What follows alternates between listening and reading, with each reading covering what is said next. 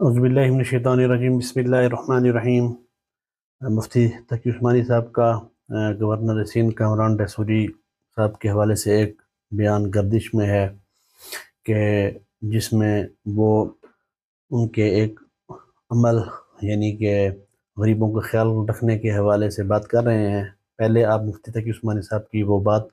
سنیں، پھر بات آگے کرتا ہوں۔ حضرت فاروق اعظم رضی اللہ تعالیٰ عنہ وہ راتوں کو اٹھ کر گلیوں میں چکر لگا کر دیکھا کرتے تھے کہ کون کس حالت میں ہے اور وہاں پر کیا ہو رہا ہے۔ اللہ تبارک و تعالیٰ نے اپنے فضل و کرم سے یہ توفیق ہمارے گورنر کامران ڈیسوری صاحب کو بخشی کہ انہوں نے اس روایت کو یہاں زندہ کرنے کی کوشش۔ اچھا، آپ نے بھی مفتی تقی صاحب کا بیان سن لیا، بات سن لی کہ وہ کیا کہنا چاہ رہے ہیں۔ انہوں نے حضرت عمر رضی اللہ تعالیٰ عنہ کے ایک عمل یعنی کہ جو وہ غریبوں کا خیال کرتے تھے، رات کو اٹھ کر اور پہرے دیا کرتے تھے اور غریبوں کو دیکھتے تھے، تو اس عمل کی ایک مشابہت دی ہے کہ وہ عمل گورنر سندھ کامران ڈیسوری صاحب بھی کرتے ہیں۔ تو مجھے یہ بات سمجھ نہیں آ رہی کہ بعض لوگ بڑی اس پہ ٹرولنگ کر رہے ہیں اور مفتی صاحب کو برا بھلا کہہ رہے ہیں کہ کہاں حضرت عمر رضی اللہ تعالیٰ عنہ کی سیرت اور کہاں کامران ڈیسوری۔ اب کامران ڈیسوری صاحب کے جو بھی اعمال ہوں گے، کسی سیاسی پارٹی سے تعلق ہوگا، وہ ایک علیحدہ چیز ہے، علیحدہ بات ہے، ٹھیک ہے، اس کو ہم سائڈ پر رکھتے ہیں۔ اصل جو بات کرنے کی ہے وہ یہ ہے کہ کسی کے بھی نیک عمل کو یا اچھے عمل کو یا اچھے اخلاق کو کسی نیک بندے کے عمل کے ساتھ تشبیہ دینے سے اس سے کوئی فرق نہیں پڑتا، ٹھیک ہے نا۔ اور تو اگر مفتی صاحب نے اگر ان کے کسی اچھے عمل کی کہ انہوں نے غریبوں کی مدد کرتے ہیں، وہ اب ضروری تو نہیں ہے کہ وہ حضرت عمر رضی اللہ تعالیٰ عنہ کی طرح پوری رات غریبوں کی بستیوں میں گھومتے ہیں یا ان کا گھروں میں جی اپنے کاندھے پر بوجھ اٹھا کر، جیسے حضرت عمر رضی اللہ تعالیٰ عنہ اپنے غلام کے ساتھ خود سامان اپنے کاندھوں پر اٹھا کر غریبوں کے گھر میں پہنچا کر آیا کرتے تھے۔ تو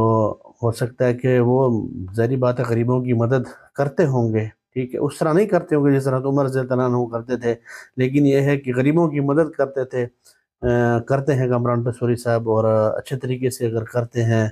تو ہمیں تو معلوم نہیں ہے، شاید مفتی صاحب جانتے ہوں گے، کراچی کے لوگ جانتے ہوں گے، ٹھیک ہے نا، کہ ان کے اعمال کیا ہیں۔ لیکن کسی کے بھی نیک عمل اور اچھے عمل کو یا اخلاق کو یا جسمانی شکل و صورت وغیرہ کو بھی ٹھیک ہے نا، تو کسی کے ساتھ تشبیہ دینا کوئی اس میں غلط چیز نہیں ہے۔ خود صحابہ کرام سے بھی اور حضرت محمد صلی اللہ علیہ وسلم کی سیرت سے بھی ہمیں کئی باتیں ایسی مل جاتی ہیں، ٹھیک ہے نا۔ اگر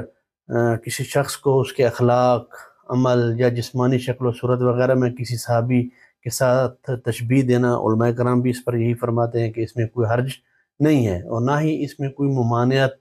پائی جاتی ہے، کیونکہ یہ تشبیہ جو ہے یہ من کل الوجہ نہیں ہے۔ اس لیے اگر آپ کسی شخص کو سیدنا خالد رضی اللہ تعالیٰ عنہ جیسا بہادر کہیں یا حضرت معاذ رضی اللہ تعالیٰ عنہ جیسا عالم یا کسی اور صحابی جیسا طاقتور کہیں یا حضرت ابو موسیٰ اشعری رضی اللہ تعالیٰ عنہ جیسا خوبصورت آواز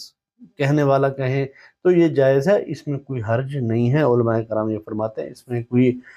کسی چیز میں بھی تشبیہ دی جا سکتی ہے، بلکہ یہاں تک بھی فرماتے ہیں کہ اگر ایسی تشبیہ صحابہ کرام سے بھی بڑی شخصیت کے ساتھ دی جائے، یعنی کہ نبی کریم صلی اللہ علیہ وسلم کے ساتھ، تو تب بھی تشبیہ دینے میں منع نہیں ہے، ٹھیک ہے، اس کو منع نہیں کیا جائے گا، بشرطے کہ تشبیہ سے مراد نبی کریم صلی اللہ علیہ وسلم کی بعض ایسی عملی اخلاقی صفات ہوں جو خصائص نبوت میں سے نہ ہوں، تو پھر آپ ان کے ساتھ تشبیہ دے سکتے ہیں۔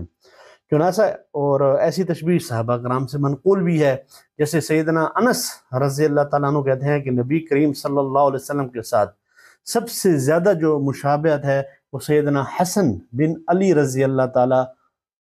عنہ کی بلکہ عنہما کی تھی۔ بخاری میں بھی یہ حدیث ہے، اور حضرت حسن بن علی رضی اللہ تعالیٰ عنہ کے بارے میں کہا کہ آپ کی رسول اللہ صلی اللہ علیہ وسلم کے ساتھ مشابہ جو ہے نا وہ سب سے زیادہ ہے۔ اس طرح ابن الجوزی رحمۃ اللہ علیہ کہتے ہیں کہ تابعین میں سے ایک شخص جس کا نام قابس تھا، ان کی شکل و صورت نبی کریم صلی اللہ علیہ وسلم سے بہت زیادہ ملتی تھی، تو انہیں سیدنا معاویہ رضی اللہ تعالیٰ عنہ اپنے پاس بلاتے اور ان کا ماتھا پر بوسہ بھی لیتے تھے اور انہیں نوازتے۔ یہی وجہ تھی کہ سیدنا انس رضی اللہ تعالیٰ عنہ جب انہیں دیکھتے تو ان کی آنکھوں سے آنسو بھی جاری ہو جاتے تھے، اور بسا اوقات تشبیہ کردار اور اخلاقیات میں بھی ہو سکتی ہے، جیسے کہ سیدنا حذیفہ بن یمان رضی اللہ تعالیٰ عنہ کہتے ہیں کہ عبداللہ بن مسعود رضی اللہ تعالیٰ عنہ چال چلن کردار اور سیرت میں نبی کریم صلی اللہ علیہ وسلم کے ساتھ سب سے زیادہ مشابہت جو ہے نا وہ رکھتے تھے۔ اسی طرح سیدنا عائشہ رضی اللہ تعالیٰ عنہ کہتی ہیں کہ میں نے سیدہ فاطمہ بنت رسول صلی اللہ علیہ وسلم سے بڑھ کر کسی کو چال چلن، کردار، سیرت اور اٹھنے بیٹھنے میں رسول اللہ صلی اللہ علیہ وسلم کے ساتھ مشابہت رکھنے والا نہیں پایا۔ اسی طرح بعض اوقات ہم اپنے ماحول میں بھی دیکھتے ہیں کہ جب کوئی اپنے چہرے پر سنت رسول سجاتا ہے تو ہم اسے کہتے ہیں کہ ماشاءاللہ آپ نے سنت رسول صلی اللہ علیہ وسلم چہرے پر سجا لی ہے، تو اس سے مراد یہ نہیں ہوتا کہ آپ نعوذ باللہ کوئی نبی جیسے بن گئے ہیں یا آپ کے اعمال اور اخلاق اور سب کچھ نبی کے درجے سے بھی اوپر چلے گئے ہیں، نہیں، بلکہ آپ نے ان کی ایک سنت کو زندہ کیا ہے۔ آپ کے اندر ایک نبی سر کریم صلی اللہ علیہ وسلم کی مشابہت آ گئی ہے کہ آپ نے اپنا چہرہ جو ہے نا نبی کریم صلی اللہ علیہ وسلم کی طرح اپنا لیا ہے۔ تو اسی طرح اگر ایک شخص نے کسی غریب کی مدد کرنے میں حضرت عمر رضی اللہ تعالیٰ عنہ کا طریقہ اپنایا ہے تو کہنے میں تو کوئی حرج نہیں ہے، اب وہ کرتے ہیں نہیں کرتے یہ اللہ تعالیٰ بہتر جانتا ہے، یہ ان کا معاملہ ہے، یہ ہمارا معاملہ نہیں ہے۔ تو بہرحال ان کی جماعت سے، جس جماعت سے ان کا تعلق ہے تو وہ ٹھیک ہے، آپ اس کے ساتھ اختلاف کر سکتے ہیں، لیکن اس جماعت کا کارندہ یا گورنر ہونے کی حیثیت سے اب یہ نہیں کہا جائے گا کہ پوری جماعت ہی گندی ہے، بلکہ جماعتوں میں اچھے افراد بھی ہوتے ہیں، برے بھی ہوتے ہیں، ہو سکتے ہیں کہ وہ اچھے اعمال ان کے اندر پائے جاتے ہوں، ٹھیک ہے۔